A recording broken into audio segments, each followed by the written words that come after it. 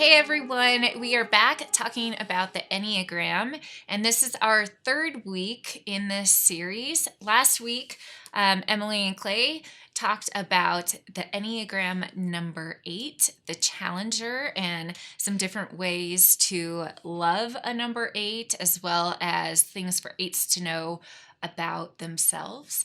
And today we are going to be looking at the Enneagram number 9, which is the peacemaker or mediator. And we have Emily back, which is awesome. Thank you for being here. And I'm actually number 9 on the Enneagram, but just really in the last several months have I landed on the 9 being kind of where my motivation lies, how I find myself viewing the world and walking in the world. For a long time, I thought I was a 6, the loyalist.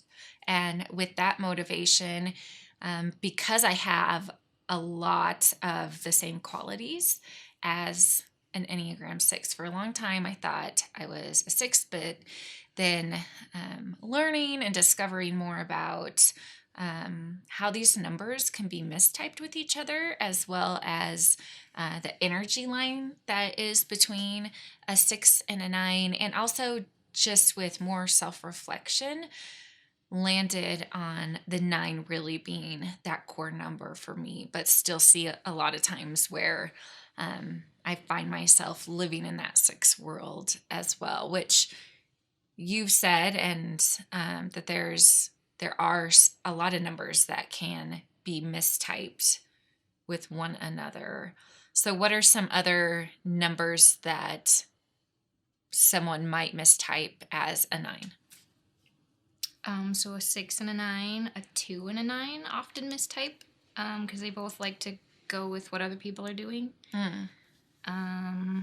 A 5 and a 9, because they're both in that withdrawing stance. They may both retreat a little more often. I think those are the main ones that mistype with 9. I think it's a good thing that you brought that up too, because it can be easy to think that you have to only be the characteristics of one number, and so you might be like, well, I mean sometimes I act like that, or sometimes I act like that, and that's totally fine. It's not that you can't have any 6 characteristics being a 9, or vice versa. And so I think that is kind of an important thing to look at, is that you're gonna be parts of all these numbers, and it's gonna depend on the day or the time of your life, but like you said, getting down to that core motivation is really what's gonna distinguish your number, in case you're out there and you're still having a hard time. Right. Also, that's totally fine too. It took me several months. Yeah. It can take you several months to really narrow it down. Yeah. And a lot of what I've read says that especially 9s can have a hard time in figuring out their number. Why is that? So one thing about 9s is that they like to go with whoever they're with. They like to maybe go with their decision or go with what they're doing, go with the flow type personality. And so they might be able to see times in their life where they went with each of the different numbers, and not so much becoming them, but joining them. And so you might see that in that, I do actually. I have acted like all those people. Yeah. Does that make sense to you as a 9? I think so. That part of it is not wanting to rock the boat. And so it's like, I can, or having that mediator sort of quality of, well, I can see where you're coming from here, and I can see where you're coming from here, and I'm good with they can definitely see both sides. And actually, if you think of it like a fence, 9s can see both sides of the fence because they like to ride the fence. They like to be in the middle. Yeah. And so, if you could see down all the numbers, you can see all the different sides. Yeah. And then you're kind of there on the fence. Yeah.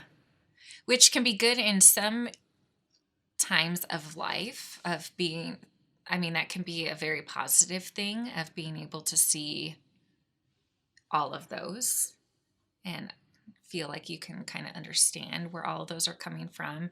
When do you see that being the biggest downfall or hindrance? Well, so for nines, often they forget that they also matter, that they also, it's okay to have their own side. Mm-hmm.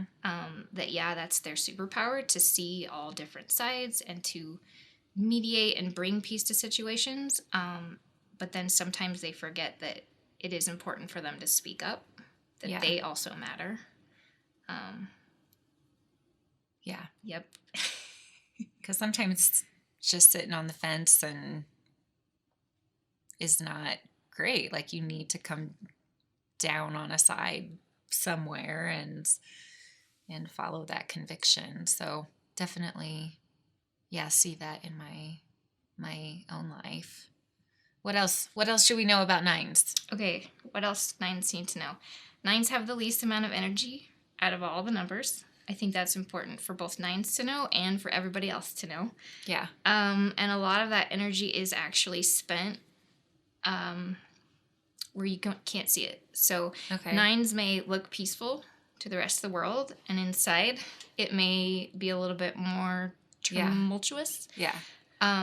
And so a lot of that energy is going to try to keep their inner self peaceful and the outside world peaceful. Yeah. And so your nines may crash before the rest of the numbers would, and that's okay. Yeah.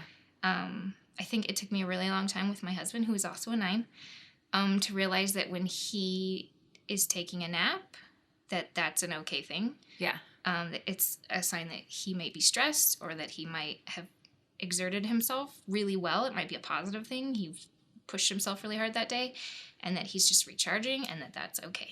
Yeah. I remember it's been a couple years, but this one time I was actually at church and walking in the doors. And so one of our greeters was holding the door, someone I know pretty well. And we got into a conversation and she asked how I was doing. And I'm like, well, honestly, I'm really struggling with my anxiety right now. It was really a difficult season with my anxiety disorder. And I'm like, yeah, I'm really struggling. I would really appreciate your prayers in this. And her comment was almost like disbelief that I was struggling with that. Because she's like, you just seem so calm and like, yeah, bringing this energy of you're just peaceful and everything's good. When in reality, it was like, I felt like I was working so hard to hold in all of that and keep it inside so it wouldn't explode on everyone else. So it's true. What else about nines should we know? Low energy, so cut us a break when we need to rest. That's one. Yes. Probably also know that it's common for nines to try to hold in and suppress anger until the point where it just explodes. We haven't talked too much about that, but if you're going, yes, my 9 does that. Perhaps for the 9s, you could learn to identify that before you explode. Yeah. And work on healthier ways to express that anger. Right. Yeah. That ties into the other thing that 9s need to know about themselves, and that is that sometimes in order to have peace, you have to go through some conflict. Yeah. And so trying to avoid at all costs any sort of disruption actually can sometimes cause more disruption. Mm-hmm. And so that's very hard for 9s, but it's really important in actually making your peace efforts more effective. Yeah. Yeah. And we, for the message this week, highlighting the story of Jonah. And I think that was one of my biggest takeaways when I was looking at Enneagram 9, especially when it comes to the story of Jonah, that sometimes the way to peace is going right through the conflict instead of trying to work your way around and avoid it. And you just never end up at the outcome that you really want, which is peace and harmony. And that can be that's one of my biggest challenges for sure. How to love nines? Yes. Okay. So I've got 3. There's lots more, but these are the 3 that I think are easy to use right away. And so one is a way to love your 9 is to create a peaceful environment for them. This doesn't mean you're always tiptoeing. It doesn't mean you're always making your house super peaceful. But if you are considering how you can love them that day, perhaps you do work out all the homework or all the struggles with kids, and you send them off to do something really peaceful right before they walk in. Because if they walk in that door to your house and it's a super peaceful environment, they can feel at peace and relaxed in their house. Yeah. So that's just a simple thing that I sometimes do. Not always. Yeah. Well, sometimes you just can't avoid that in life. No. And 9s have to get over it. Like sometimes For sure. you come home and your kids are fighting and you can get through it. It's okay. Yeah. And I think that if you realize that means more to a 9 than it might mean to you to have a peaceful environment, you might be totally fine in chaos and juggling all the things. And you're like, what's wrong with that? Nothing for you. But offering that as a gift to them is a way to love them. The second one is to give them time to think of their own answer. Instead of asking them what they think in a sort of setting where you need their answer right away. Perhaps saying, hey, I was kind of wondering what you were thinking about this. I don't need an answer right yet, but maybe like in an hour or maybe tomorrow. Can you get back to me on that? And that allows your 9 to more easily check in with their own stance instead of going with what you think or what they think you think. Yeah. Yeah. Yeah. That's good. And the last one I have is super important one is to not interrupt them, which I've probably already done today. Because it's really hard not to interrupt people in general. 9s are going to take that more personally because for a 9 to speak up takes a lot. And so when they do, listen. And listen with your mouth shut. So let them finish their sentences, let them finish their thoughts, is a way to show them that they matter. Yeah. I agree. Good. I agree with that. So, to end on, well, that actually is a really great note to end on, but to talk about really how, so each of the numbers can reflect a characteristic of who God is. And so for the 9s, it's God's peace and oneness. So how do you see, or do you have examples of how that's played out in the world, or how you see that happening? With my 9? Either with your 9 or...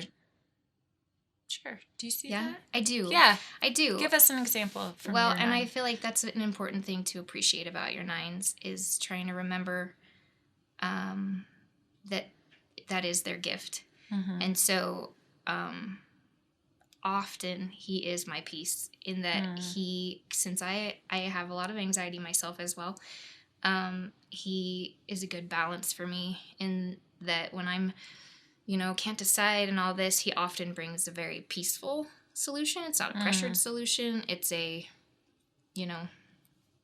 level-headed, peaceful solution.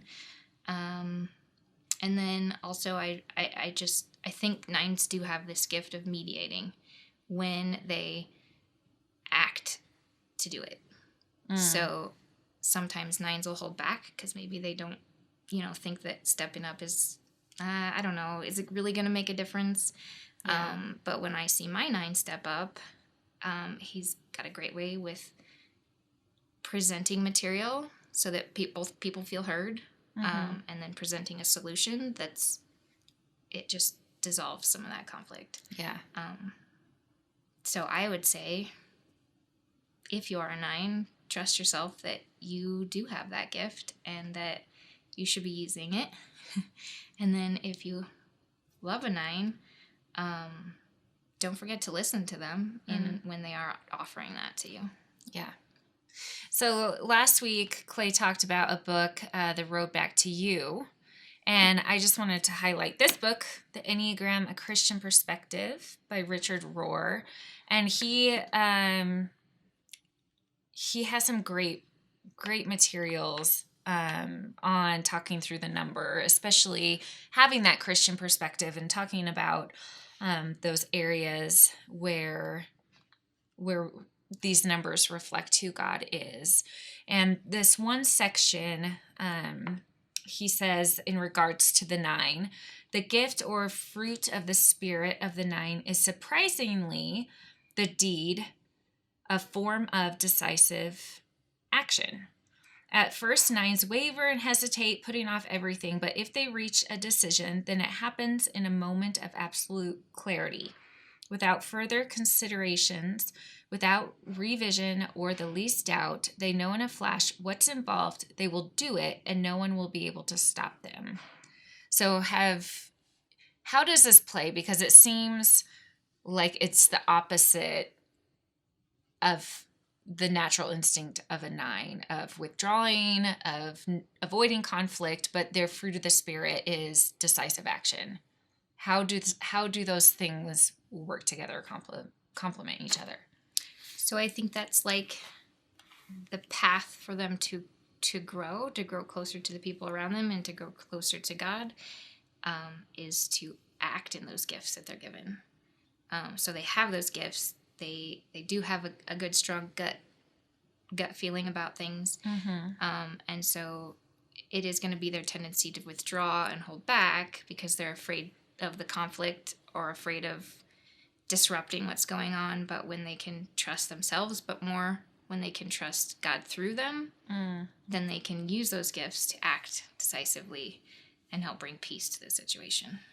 So do you have any suggestions? So if someone is watching and they're like, I'm a 9 and I really struggle with conflict avoidance, withdrawing, but I want to grow in that area, what would you say are 1 or 2 things they could do to help them grow? I think I would say to start small, and start with people you trust. Mm-hmm. So start with speaking up, maybe. Okay. Maybe putting yourself out there when you do have an opinion, and perhaps pushing yourself to decide to speak up, and then if no one hears you, to speak up until you're heard. Yeah. That's good. Okay. Well, thank you. Yeah. For your insight. For sure. Your wisdom. I appreciate it. And I really hope you guys have a great discussion on this. Just a reminder to be kind to one another, give each other grace, because we're all going to be in different places in this of, maybe you just want to sit back and listen and don't really want to participate. That's fine. Some of you have already read through 5 books on the Enneagram and are totally invested. That's awesome too.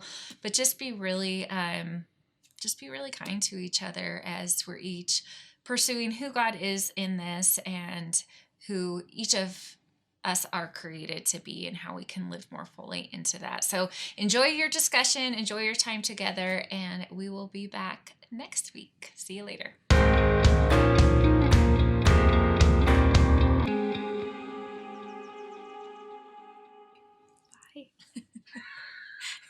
It was like a delayed. Should I say goodbye? No. Nope. Now it's See too ya. long. Bye.